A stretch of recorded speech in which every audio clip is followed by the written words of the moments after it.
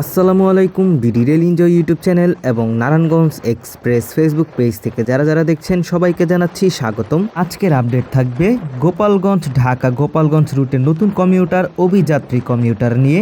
ট্রেনটির কোড হচ্ছে 135-136, ঢাকা থেকে 136 হয়ে গোপালগঞ্জ রেল স্টেশনের উদ্দেশ্যে যাবে এবং গোপালগঞ্জ থেকে ঢাকা 135 আপ হয়ে চলে আসবে। ট্রেনটি পদ্মা সেতু হয়ে চলাচল করবে। আর এই ট্রেনের মাধ্যমে পদ্মা সেতু রুটে 2টি কমিউটার ট্রেন পরিষেবা চলমান থাকবে।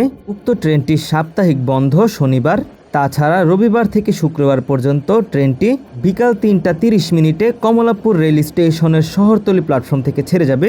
সর্বশেষ গোপালগঞ্জ গিয়ে পৌঁছাবে সন্ধ্যা 6টা 45। যাত্রাপথে ট্রেনটি কেরানীগঞ্জ, শ্রীনগর, মাওয়া, শিবচর, ভাঙ্গা জংশন, নগরকান্দা, মহেশপুর, কাশিয়ানী জংশন এই সকল রেল স্টেশনগুলোতে যাত্রা বিরতি করবে। তো সময়সূচি নিয়ে ভিউয়ার্স আমার বিস্তারিত ভিডিও রয়েছে, যারা দেখেননি তারা দেখে আসতে পারেন। Video link BD rail enjoy YouTube চ্যানেলের ভিডিও ডিসক্রিপশনে থাকবে। আপনারা এই ভিডিও ডিসক্রিপশনটি চেক করলে প্রথমে পেয়ে যাবেন। উক্ত ভিডিওটি ছাড়ার পর অথবা নারায়ণগঞ্জ এক্সপ্রেস ফেসবুক পেজে পোস্ট করার পর আমরা আপনাদের নানান ক্রিয়া প্রতিক্রিয়া জানতে পেরেছি। আপনাদের অনেক প্রশ্ন এবং কৌতূহল রয়েছে এই ট্রেন নিয়ে। তো শুরুতে জানাতে চাই যে কাশিয়ানী থেকে গোপালগঞ্জ হয়ে গোবরা যে সেকশন রয়েছে সেই সেকশনে একটি মাত্র ট্রেন বর্তমানে চলাচল করছে, সেটা হচ্ছে আন্তনগর টুঙ্গিপাড়া এক্সপ্রেস, যেটি গোবরা থেকে রাজশাহীর মধ্যে চলাচল করে। তবে উক্ত সেকশনে প্রথমবারের মতো কোনো কমিউটার ট্রেন যাচ্ছে, সেটা হচ্ছে অভিযাত্রী কমিউটার, যেই ট্রেনটির মাধ্যমে প্রথমবারের মতো ঢাকা গোপালগঞ্জ রেল যোগাযোগে অন্তর্ভুক্ত হচ্ছে। আর ঢাকা থেকে গোপালগঞ্জ বা গোপালগঞ্জ থেকে ঢাকা আসতে এই ট্রেনের ভাড়া হচ্ছে মাত্র 145 টাকা। নর্মালি আপনি যদি অন্য কোনো যানবাহনে যান তাহলে আপনার খরচ এর থেকে বেশি দিতে হবে, তবে এটি কমিউটার শ্রেণীর হওয়ার কারণে তার ভাড়া খুবই কম রাখা হচ্ছে। এই ট্রেন নিয়ে আপনাদের নানান ক্রিয়া প্রতিক্রিয়া আমরা জানতে পেরেছি, সেটা আপনাদের একটু ক্লিয়ার করি। আপনারা অনেকেই কমেন্টে বলেছেন যে গোপালগঞ্জ থেকে ঢাকা সরাসরি অফিস ট্রেন চালু করতে, যে ট্রেনটি সকালবেলা গোপালগঞ্জ থেকে ছেড়ে যাবে এবং বিকালবেলা ঢাকা থেকে ছেড়ে যাবে, তাহলে গোপালগঞ্জবাসী সেই ট্রেনের সুবিধা ভোগ করতে পারবে। আপনাদের সাথে আমিও একমত, সেটি হলে আসলেই ভালো হয়। তবে সেইটি আপাতত চালু করতে পারছে না বাংলাদেশ রেলওয়ে। তার সবচেয়ে বড় কারণ বাংলাদেশ রেলওয়েতে অতিরিক্ত ব্রডগেজ কোচের সংকট রয়েছে। এই ব্রডগেজ কোচের সংকটের ফলে নতুন রুটে নতুন করে ট্রেন পরিষেবা চালু করা সম্ভব হচ্ছে না। সম্মানিত ভিউয়ার্স, বর্তমান যে অভিযাত্রী কমিউটার ট্রেন পরিচালনার কথা বলা হচ্ছে, সেই ট্রেনটি অন্য একটি ট্রেনের র্যাক শেয়ার করে অভিযাত্রী নামে পরিচালনা করা হবে। সেইটি হচ্ছে জয়দেবপুর কমিউটার। জয়দেবপুর কমিউটার ট্রেনটি জয়দেবপুর ঢাকা রুটে চলাচল করে। ট্রেনটি ভোরের দিকে ঢাকা থেকে জয়দেবপুরের উদ্দেশ্যে ছেড়ে যায় এবং সকাল সকাল সেই ট্রেনটি ফের কমলাপুর আসে অফিস যাত্রী নিয়ে। সেইটি হচ্ছে জয়দেবপুরবাসীর একটি অফিস ট্রেন। তারপর ট্রেনটি দুপুরে আবার জয়দেবপুর গিয়ে আবার দুপুরের মধ্যেই ঢাকা চলে আসে। তারপর বিকাল থেকে একেবারে ভোর পর্যন্ত উক্ত ট্রেনটি কমলাপুরে থাকে। যেহেতু বিকাল থেকে জয়দেবপুর কমিউটার ট্রেনের কোনো ডিউটি নেই, তাই সেই স্লটে জয়দেবপুর কমিউটার র্যাকেই অভিযাত্রী কমিউটার ট্রেন পরিচালনার সিদ্ধান্ত নিয়েছে বাংলাদেশ রেলওয়ে। তাই আপাতত গোপালগঞ্জবাসীর অফিস ট্রেন সেটি সহসাই চালু করা যাচ্ছে না। তবে উক্ত ট্রেনের মাধ্যমে গোপালগঞ্জবাসীকে রেল নেটওয়ার্কের আওতায় যুক্ত করছে রেল কর্তৃপক্ষ। এই ট্রেনটিকে চালানোর জন্য রেলকে জানাই সাধুবাদ এবং ধন্যবাদ, কারণ এই ট্রেনটি খুবই গুরুত্বপূর্ণ হতে যাচ্ছে পদ্মা সেতু রুটে। বিশেষ করে ঢাকা থেকে মাওয়া যারা পর্যটন রয়েছে ঘুরতে যায়, তারা অল্প টাকার বিনিময়ে এই ট্রেনের মাধ্যমে যেতে পারবে মাওয়া পর্যন্ত। মাত্র 20 টাকা ভাড়ায় মাওয়া যেতে পারবে এবং এই ট্রেনের মাধ্যমেই রাতে আবারও ঢাকা ব্যাক করতে পারবে তারা। তাছাড়াও এই ট্রেনের মাধ্যমে পদ্মা সেতু রুটে নতুন রেল স্টেশন যাত্রা বিরতি পেতে যাচ্ছে। তার মধ্যে ঢাকার কেরানীগঞ্জ রেলওয়ে স্টেশন, ফরিদপুরের নগরকান্দা রেল স্টেশন, গোপালগঞ্জের মহেশপুর রেল স্টেশন অন্যতম। তবে এই ট্রেনটি পরিচালনার জন্য পদ্মা সেতু রেলপথ কতটুকু প্রস্তুত রয়েছে ভিউয়ার্স, চলুন দেখে আসি। শ্রীনগর রেল স্টেশন, যেটি ঢাকা থেকে গোপালগঞ্জ যেতে অভিযাত্রী কমিউটার ট্রেনের দ্বিতীয় যাত্রা বিরতি রয়েছে। উক্ত রেল স্টেশনে সিগন্যালিং কার্যক্রম সম্পর্কে যদি বলি, এখানকার সিগন্যালিং কার্যক্রম পুরোপুরি অচল হয়ে গিয়েছে, কারণ এইখানকার যে ইলেকট্রনিক যন্ত্রপাতি ছিল সকল কিছু চুরি হয়ে গিয়েছে। তাই পিএলসির মাধ্যমে এখানে ট্রেন পরিচালনা করা হচ্ছে। তবে অভিযাত্রী কমিউটার ট্রেনের শ্রীনগর রেল স্টেশনে যাত্রা বিরতি দেওয়ায় অনেক যাত্রী পাবে অভিযাত্রী কমিউটার, কারণ এখানে অনেক যাত্রী চাহিদা রয়েছে। মাওয়া রেল স্টেশনেও অভিযাত্রী কমিউটার ট্রেনের যাত্রা বিরতি রয়েছে। মাওয়া হচ্ছে একটি পর্যটন নির্ভর rail station. Nakshikatha commuter, Madhumati commuter ট্রেনে এখানকার যাত্রী চাপ দেখলে বোঝা যায় কতটুকু যাত্রী নিয়ে আসে। তাছাড়াও মাওয়ার আঞ্চলিক মানুষজনও ট্রেনে যাতায়াত করে। তবে এই মাওয়া রেল স্টেশনে সিগন্যালিং কার্যক্রম পুরোপুরি অচল। তবে বর্তমানে রেল কর্তৃপক্ষের সহযোগিতায় মাওয়া রেল স্টেশনে সিগন্যালিংয়ের এবং পয়েন্টের কিছু কাজ করা হয়েছে। বর্তমানে হ্যান্ডেলের মাধ্যমে পয়েন্ট সেট করে 1 নং প্ল্যাটফর্মের 1 নং রেলপথে যাত্রাবিরতির ট্রেনগুলো নিয়ে যাওয়া হয় এবং মেন লাইন দিয়ে যে ট্রেনগুলো থ্রু পাস করে সেটিকে থ্রু পাস করানো হয়। আর এইখানে যে ট্রেনই আসুক না কেন পিএলসির মাধ্যমে ট্রেনটি লাইন ক্লিয়ারেন্স নেয়। পদ্মা রেল স্টেশন শরীয়তপুর জেলার পদ্মার পারে একটি রেল স্টেশন। এখানে অভিযাত্রী কমিউটার ট্রেনের যাত্রা বিরতি নেই। তবে কিছুদিন আগে এই রেল স্টেশনেরও সিগন্যালিংয়ের যন্ত্রপাতি চুরি হয়েছে, যার ফলে এখন এই রেল স্টেশনেও পিএলসির মাধ্যমে ট্রেন পরিচালনা করা হচ্ছে। তবে এখন আর আগের মতো 2টি ট্রেনের ক্রসিং সম্পন্ন করা যায় না এই রেল স্টেশনে, যার ফলে মারাত্মক ভোগান্তি হচ্ছে যাত্রীসহ রেল স্টাফদের। শিবচর রেল স্টেশনেরও সিগন্যালিং ব্যবস্থা অচল হয়ে গিয়েছে।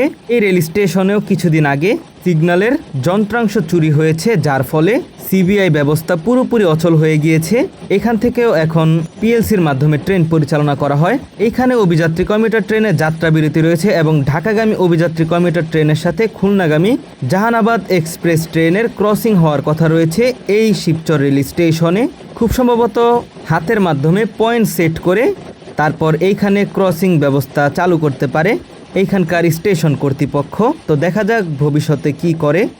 ভিউয়ার্স, আমরা এখন চলে এসেছি নগরকান্দা রেল স্টেশনের এখানে। নগরকান্দা রেল স্টেশনে অভিযাত্রী কমিউটার ট্রেনের যাত্রা বিরতি রয়েছে। তবে আমরা লক্ষ্য করছি এইখানকার যে পয়েন্টগুলো রয়েছে এই পয়েন্টগুলোতে এখনও ইন্টারলক পয়েন্ট মেশিন বসানোই হয়নি। আপনারা একটু লক্ষ্য করলে দেখতে পাবেন কোনো প্রকার ইন্টারলক পয়েন্ট নেই। তাছাড়াও এখানকার যে সিবিআই সিগন্যালগুলো রয়েছে প্রতিটি সিগন্যাল বন্ধ রয়েছে। যদি এরকম থাকে তাহলে এই নগরকান্দা রেল স্টেশনের মেন লাইনে যাত্রা বিরতি প্রদান করবে অভিযাত্রী কমিউটার। ভিউয়ার্স, আমরা যে রেলপথ দিয়ে এগিয়ে যাচ্ছি এটাই হচ্ছে নগরকান্দা রেলওয়ে স্টেশনের মেন লাইন। নগরকান্দার সময়সূচি নিয়ে পূর্বে ভিডিও করা রয়েছে, চাইলে আপনারা সেই ভিডিওটি দেখে আসতে পারেন, লিঙ্ক থাকবে ভিডিও ডিসক্রিপশনে।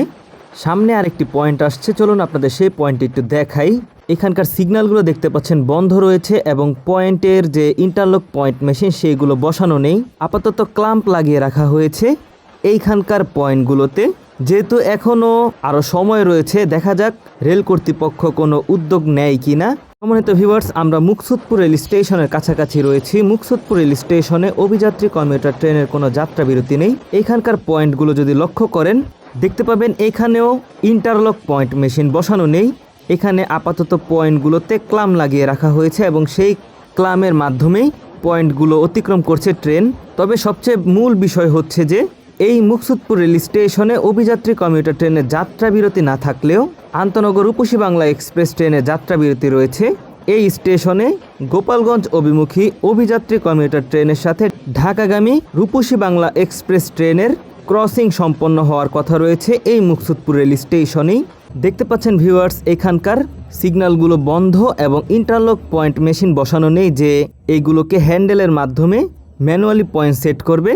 যদি মুকসুদপুর রেল স্টেশনে অভিযাত্রী কমিউটার ট্রেন চালুর আগে পয়েন্ট না বসানো হয় তাহলে নগরকান্দা, মুকসুদপুর এবং মহেশপুর রেল স্টেশনে কোনো প্রকার ক্রসিং ব্যবস্থা চালু করা যাবে না, যার ফলে অভিযাত্রী কমিউটার ট্রেন এবং রূপসী বাংলা এক্সপ্রেস ট্রেনের ক্রসিং করতে হবে ভাঙা জংশন কিংবা কাশিয়ানী জংশন, এই দুইটি রেল স্টেশনে। আর এই দুইটি রেল স্টেশনে যদি ক্রসিং সম্পন্ন করতেই হয় তাহলে অভিযাত্রী কমিউটার কিংবা রূপসী বাংলা এক্সপ্রেস ট্রেনের বিলম্বের চাকা বাড়বে। আর রূপসী বাংলা এক্সপ্রেস ট্রেন থেকে অভিযাত্রী কমিউটার ট্রেনকেই ক্রসিংয়ে বেশি পড়তে হবে, যার ফলে ট্রেনটি বিলম্ব নিয়ে গোপালগঞ্জ পৌঁছাবে এবং বিলম্ব নিয়ে গোপালগঞ্জ থেকে ছেড়ে যাবে। তাই রেল কর্তৃপক্ষের কাছে আমার আকুল আবেদন থাকবে যত দ্রুত সম্ভব নগরকান্দা, মুকসুদপুর এবং মহেশপুর রেল স্টেশনের ক্রসিং ব্যবস্থা চালু করতে হবে, যাতে করে দুই ট্রেনের ক্রসিং সমন্বয় করে যে কোনো রেল স্টেশনেই দেওয়া যায়। এখন আসি আমরা যাত্রা বিরতির বিষয়ে।